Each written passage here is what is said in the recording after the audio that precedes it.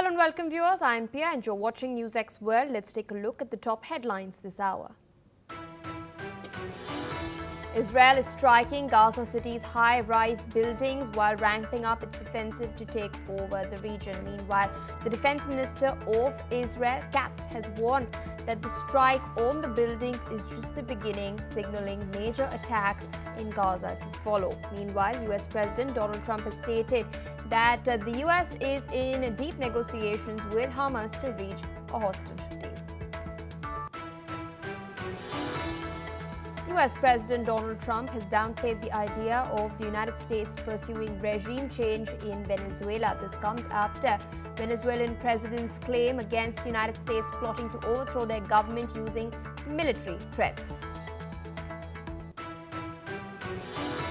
After US officials' incendiary remarks have strained ties with India, US President Donald Trump has come out and stated that the two countries continue to have a quote-unquote special relationship. He has meanwhile expressed his disapproval over India rejecting US demands to stop buying Russian oil and asserting its rights to its oil sources. He has emphasized upon his friendship with the Indian Prime Minister Narendra Modi. While reaffirming support for Ukraine, US President Donald Trump has stated that the United States is still working on security guarantees for the country. This comes amid Trump's constant calls for a ceasefire between Russia and Ukraine and a push for peace talks between Putin and Zelensky.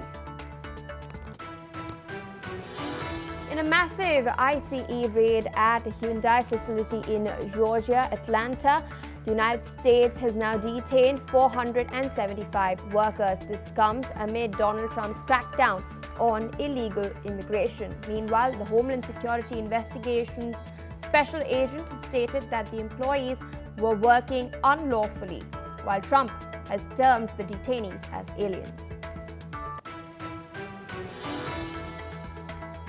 US President Donald Trump has rebranded the Pentagon as the Department of War. It's a callback to the department's original name used from 1789 to 1947. Trump has stated that the name better reflects the country's military victories and it is true to the work that the department undertakes. Tropical typhoon Peifa in Japan has left 24 people wounded and over 40 houses and buildings damaged. There are also reports of agricultural greenhouses being blown away by the strong winds in Yaesu City. The year's 15th typhoon has made landfall twice in western Japan before moving eastwards. US President Donald Trump will host the G20 at his own Miami golf resort. Trump has stated that his National Doral Resort and Spa is the ideal choice for the gathering in December 2026. This comes amid accusations that Trump's families have enriched in his two presidencies, while he insists that there is no profit from this and that there is no money that his family will make by doing so. Well, viewers, those are the headlines and our top focus. Israel's defense minister has warned that the gates of hell are opening in Gaza after Israeli forces struck the Mushtaha Tower, which is a residential high-rise located in a densely populated area of the city. Now, according to reports, the Israeli military has claimed that the building was being used by Hamas, and it also claims that steps were taken before the strike in order to minimize civilian casualties. However, the building's management has rejected these claims, insisting that Hamas was not operating from the site. This attack comes as the Israeli Defense Forces have announced plans to target additional multi-story buildings in their ongoing campaign to seize control of the Gaza Strip. Meanwhile, Israeli airstrikes have killed at least 44 people in Gaza, including 7 children, on the 5th of September. Now, as per reports, many of these attacks were concentrated in Gaza City. Moreover, on the diplomatic front, US President Donald Trump has stated that Washington is in very deep negotiations with Hamas and has urged the group to release all hostages held in Gaza. Take a look. We're in very deep negotiation with Hamas. We said, let them all out right now, let them all out, and much better things will happen for them. But if you don't let them all out, it's going to be a tough situation. It's going to be nasty. That's my opinion. Israel's choice, but that's my opinion. They got to let them out. You got 20 plus you have about 38 dead people, young, beautiful, dead people. And I'll tell you, the parents want them every bit as much, almost more, than as if their son or daughter were alive. But you have many dead people that are coming out as part of the deal. It's 20 people, but I think of the 20, there could be some that have recently died, is what I'm hearing. With us on the broadcast is Professor Rohan Gunaratna, international security expert, joining us from Singapore. Thank you for taking our time speaking to us on NewsX World. We've just heard what Donald Trump has had to say. Interesting development that the US is now negotiating with Hamas. Israel, of course, is continuing its offensive. But despite all of that, Trump has come out and stated that regardless of what Israel is pursuing on the ground, the ideal solution would be to ensure that a hostage deal is finally reached in order to ensure that no further loss of lives takes place. So what is your assessment of the situation, and do you think this can catalyze? The conquest of Gaza has commenced with the destruction of the first of the high-rise buildings in Gaza City. Other buildings that were used by Hamas will be targeted in the coming days and coming weeks and coming months until entire Gaza is brought under IDF control.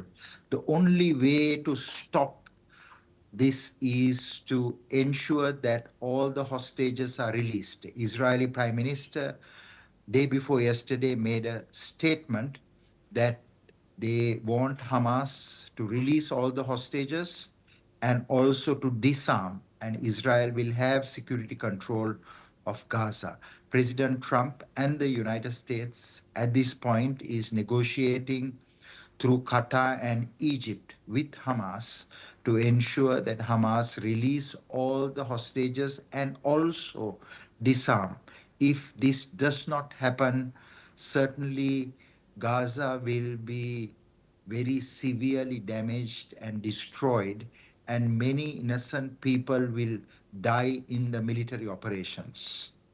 Indeed, and what's also taking place is the fact that there's a lot of pressure that is mounting on Netanyahu, both domestically and internationally as well. We know that the UN General Assembly is going to be convening later this month. It seems that France and Belgium are going to move a resolution for the recognition of the state of Palestine, which is quite noteworthy. Australia has also expressed its inclination to backing this resolution. What do you make of this, and how do you think it plays out as far as the pressure on Netanyahu is concerned? Will he buckle to this? A number of Western countries want to recognize the Palestinian state, but on the ground there is no Palestinian state, especially after the Hamas attack in 2023, October 7th, that has led to this devastating war. What would have been more intelligent for those Western nations is to ask Hamas to release the hostages and disarm. Otherwise, this terrorist attack that was staged in 2023 will be seen by the world as a reward for Hamas. So what is important is Hamas at this point release the hostages and disarm, because in the 21st century, no group should be permitted to take hostages and civilian hostages as well. So if there is no collective wisdom on the part of the international community, then of course Gaza will remain an eternal state of war, and these terrorist groups will exist. For new Middle East to emerge, it is imperative that a two-state solution is created, but the timing must be perfect. So if without no control on the ground, how can the Palestinians have a country of their own? What is important is to work with Israel, a settlement where the Palestinians can still have their piece of land, but not Hamas in power and not Hamas or any group holding hostages. All right, sir. With that, I would like to thank you for taking out time, sharing your perspective on these crucial developments coming in from the Middle East.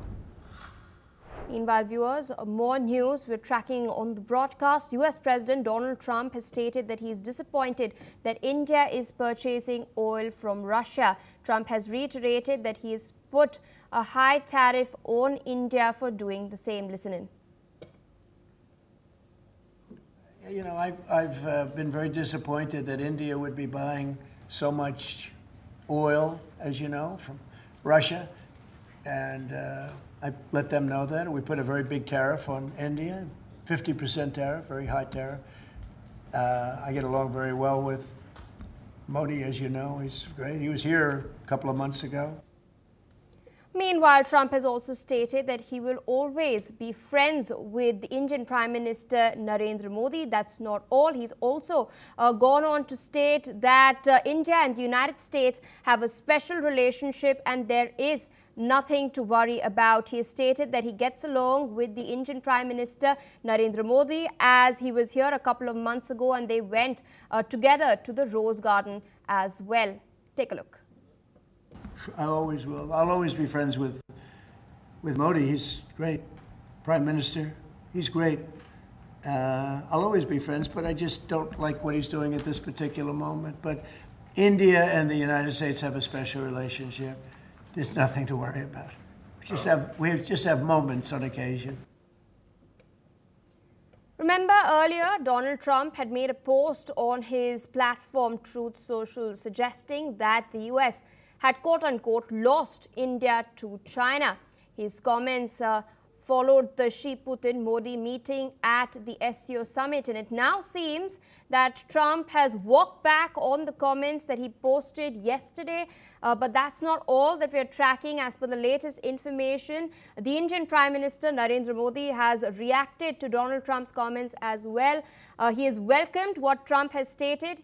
You can see the statements flashing on your screen. He said that he deeply appreciates and fully reciprocates President Trump's sentiments and positive assessment of the India-US equation. He's further gone on to state that India and the United States have a very positive and forward-looking, comprehensive and global strategic partnership. With us on the broadcast is Ms. Shruti Das Gupta, International Affairs expert, joining us from New Delhi. Thank you for taking out time speaking to us on NewsX World.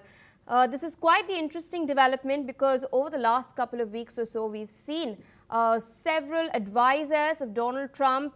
We've seen some of his secretaries as well, including the Commerce Secretary, come out and make some rather incendiary statements regarding India and India's purchase of Russian oil as well. Trump too yesterday claimed that the United States had quote-unquote lost India to China. This, of course, comes after the optics that everyone had seen at the SCO summit. Now he's making almost a 180-degree U-turn as far as his statements are concerned. Do you think the administration at large and their approach to India as far as the tariffs are concerned are also likely to change, or will we see the current status quo continue? Well, I'd at least see a decrease in the incendiary comments. Greetings to you, Pia, and your viewers. But only the comments will kind of decrease as of now because we still haven't reached any kind of trade agreement with USA under its new regime. Although we've been trying since November, a team from India has been trying to get a decent deal with USA and Trump 2.0. We've not got a trade deal. And for no matter what, a lot of us here in India believe very firmly that Russia is just an excuse to put the sanctions tariffs on India. It is the Indian market's refusal to open its dairy and agriculture to US deals is what is the reason for these punitive tariffs to be put on the nation. So until unless an entire trade equation is worked out for the benefit of India and USA both, I don't think the tariffs are going to go away. What I do know is that at least the extremely, disgusting remarks from my end, when you call it Modi's war, and when you call it a dead economy, when you call it a Brahmin-run a profiteering structure, these kind of comments at least will be put on hold. There will be some sense of maturity when the comments start coming out from USA after Trump's interview, as well as PM Modi's response. India on its own has handled this situation in a very, very balanced diplomatic manner. We've not responded beyond us analysts decoding exactly how offensive these comments are to us. The bureaucracy has not responded with any incendiary remarks on its own. So India has managed its diplomacy very, very well. They have not taken the bait that was thrown out. So the relationships are not soured. And that is why Trump said that India and US are still alive. We've not taken the bait. We've not fallen into the trap. And we're still open to anybody who's willing to do business with India while profiting by being an Indian partner and also ensuring that India grows with it. We're not looking to be a vassal state. And that is an acknowledgement that has come through with this particular statement of Trump and the acknowledgement by PM Modi himself. Indeed, and taking forward the last point that you've made as far as Prime Minister Modi's reaction is concerned, he has so far been mum on all the sharp digs that Trump and his officials... I can't hear you. Now, can you hear me now, ma'am? Yes, yes. Indeed. As I was mentioning earlier, I'd like to take forward the last point that you've made regarding Prime Minister Modi's reaction. So far, he has remained mum on the statements that Trump himself and Trump's officials have been making as well, the sharp digs. He's not taken the bait. Do you think with what we've seen recently as far as Prime Minister Modi's presence in Tianjin and now these comments with Donald Trump's latest statements and the Prime Minister's reactions, are we seeing India now asserting and giving a pointed message to the United States of America that we are a sovereign nation and we will take decisions, legitimate decisions in the Indian interest? Definitely. Tianjin was a message which was very well received. It was also a very balanced message. We were there in Tianjin. We were wining and dining with Putin and Xi Jinping. We were ready to put away our differences with China and test the waters and see how it will go forth. We've had a wonderful relationship and trade agreements with Japan and the MOUs we've talked about. We've had wonderful MOU signed with a lot of African nations, $100 billion business coming through from there. We are aligning ourselves with the South American nations, and the MENA markets are coming through. So a lot of trade is happening, and this is specifically crystallized in the last 6 months while Donald Trump was sitting on the throne of USA. So their prompts were not responded to. We flexed our diplomatic muscles, our economic ties in the face of USA by going to the summit of SCO summit in Tianjin, but we did not stay for the military parade. And so we've kind of balanced that entire equation out by saying we are open to trade. We are not open to being vassal states, either by China or by USA. We are our own people, and we will make necessary decisions that make sure that India continues to rise and any other trading partner is welcome to join the ride. All right, ma'am. With that, I would like to thank you for taking our time, sharing your perspective on this very crucial development. Viewers, we're tracking more news coming in. We're now learning that Venezuelan President Nicolas Maduro has called on the United States to abandon what he has described as plans for violent regime change in Venezuela and across Latin America. Listen in. El gobierno de los Estados Unidos de Norteamérica debe abandonar su plan de un cambio de régimen violento en Venezuela y en toda América Latina y el Caribe y respetar la soberanía, el derecho a la... Remember, tensions have intensified in the week, especially as a US military strike was carried out on Tuesday that killed 11 people and sank a Venezuelan boat. This allegedly was involved in narcotics trafficking. Now, in a show of force, Washington has deployed 10 additional F-35 stealth fighter jets to the Southern Caribbean. Meanwhile, US President Donald Trump has denied that regime change is the goal. He has questioned the legitimacy of Venezuela's 2024 presidential election, which Maduro claims to have won. Trump has meanwhile also issued a warning to Caracas following an incident in which two Venezuelan military aircrafts reportedly flew close to a US naval vessel. He has in fact stated that any threats to US forces would be met with military retaliation. Take a look. But I would say, General, if they do that, you have a choice of doing anything you want, okay?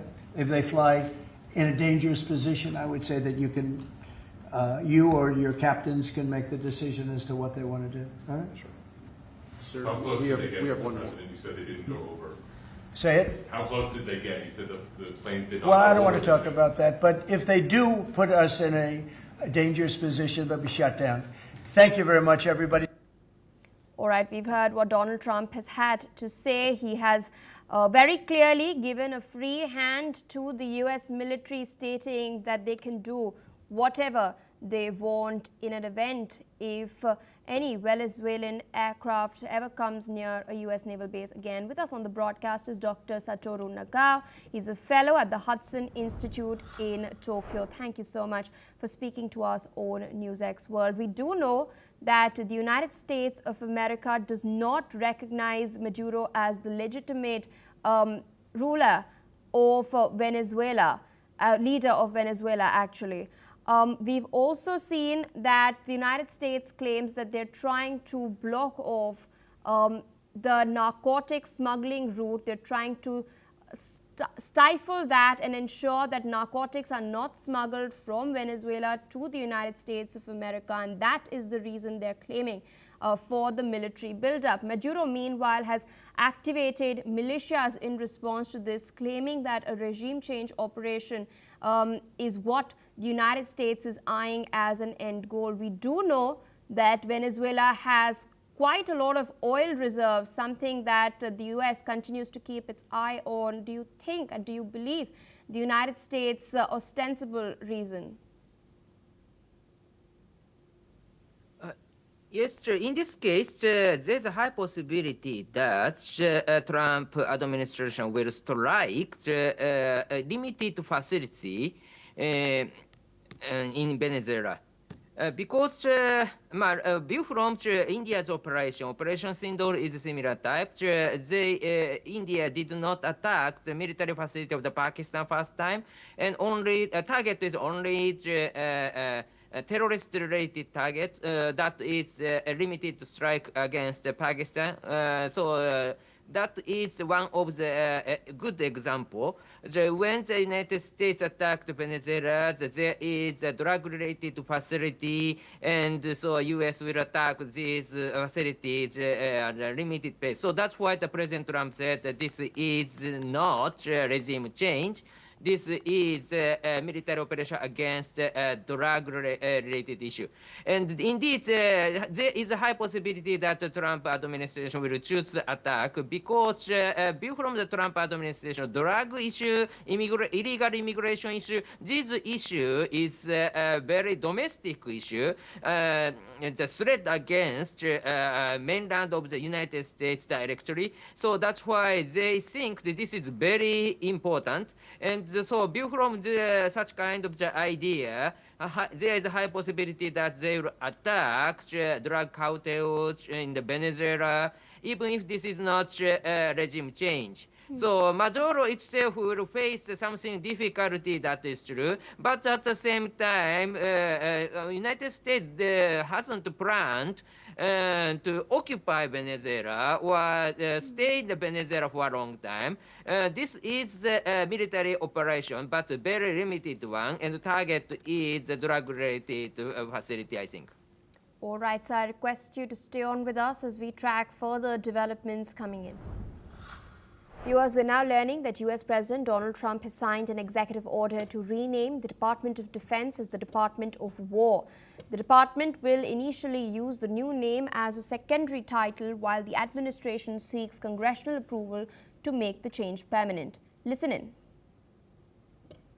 So Great job, Dan. And we've been talking about this Department of War. So we won the First World War, we won the Second World War, we won everything before that and in between, and then we decided to go woke and we changed the name to Department of Defense. So we're going Department of War, and I'd like to ask our Secretary of War to say a few words.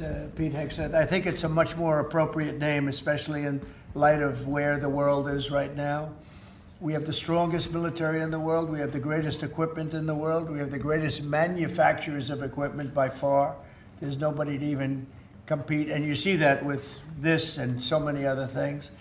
The Patriots are the best. Every element of the military, we make the best by far. The order has authorized Defense Secretary Pete Hegseth, the Defense Department and subordinate officials to use secondary titles such as Secretary of War, Department of War and Deputy Secretary of War in official correspondence and public communications. The plaques with the new titles have now been installed at the Pentagon. Listen in to what now Secretary of War Pete Hegseth had to say. So this War Department, Mr. President, just like America, is back. Thank you for your leadership and your clarity. We're going to set the tone for this country. America first, peace through strength, brought to you by the War Department. We're back. The new name has historical roots. The Department of Defense was previously called the Department of War from 1789 to 1949. The name change to the Department of Defense followed World War II when the US Congress passed the National Security Act of 1947, which consolidated the branches of the US military under a single civilian-headed department. The White House has not yet said how much of this rebrand will cost. However, it is estimated that the change will be quite costly as it will require updating signs and letterheads not only at the Pentagon but also at military installations around the world. Moving on, more news coming in. US President Donald Trump has escalated his criticism of the European Union after Brussels fined Alphabet's Google $3.45 billion for alleged anti-competitive conduct in its ad tech business. Trump has vowed to raise the issue directly with EU officials and has threatened potential trade retaliation. Meanwhile, in posts on his social media platform, Trump has labeled the action as unfair and discriminatory. He has stated that he is considering launching a Section 301 investigation, which is a legal tool under the 1974 Trade Act that allows the US to penalize foreign measures deemed unjustifiable or burdensome to American commerce. Take a look at what he said. We're upset with the European Union because of what's happening with not just Google, but with all of our big companies. They just, hit them with these unbelievable fines, $17 billion and $14 billion. And they use that money to run Europe. It's almost become like common. It's almost become a yearly occurrence, like it's a tax. Google just got fined $3.5 billion, and they've already paid $13 billion. They're up to $16.5 billion. And people say there was nothing wrong with what they did. It's almost a source of income to run Europe. It's become a source of income, and many other companies too, mostly tech companies, but we can't let that happen. What are you thinking? So I think we're going to change that around. It's just not fair. We don't want that to happen to our companies. And if somebody does that, we should be doing it to them. They've got to pay, let them pay us. But you just can't do that to our company. Meanwhile, the European Commission has accused Google of favoring its own display advertising services, strengthening the role of its ADX exchange and charging excessive fees at the expense of competitors and publishers. The EU watchdog has stated that this practice has been ongoing since 2014 and has now ordered Google to stop self-preferencing and address the conflict of interest. Google has 60 days to submit a compliance plan and an additional 30 days to implement it. The company plans to appeal the decision as well. Meanwhile, still with us on the broadcast is Dr. Satoru Nagao, fellow at the Hudson Institute, joining us from Tokyo. Thank you so much for waiting rather patiently. We've just heard Trump speak out and react to the European Commission now fining Google $3.45 billion. Trump has threatened to wield trade as a tool against the European Union. What's interesting is he had met tech titans yesterday as well. He's been in fact rallying against the European Union for quite a while on the digital front. This is of course just one of the aspects, another one being the Digital Services Act. The EU of course maintains that tech regulation is their sovereign right. Where do you see this battle headed to next?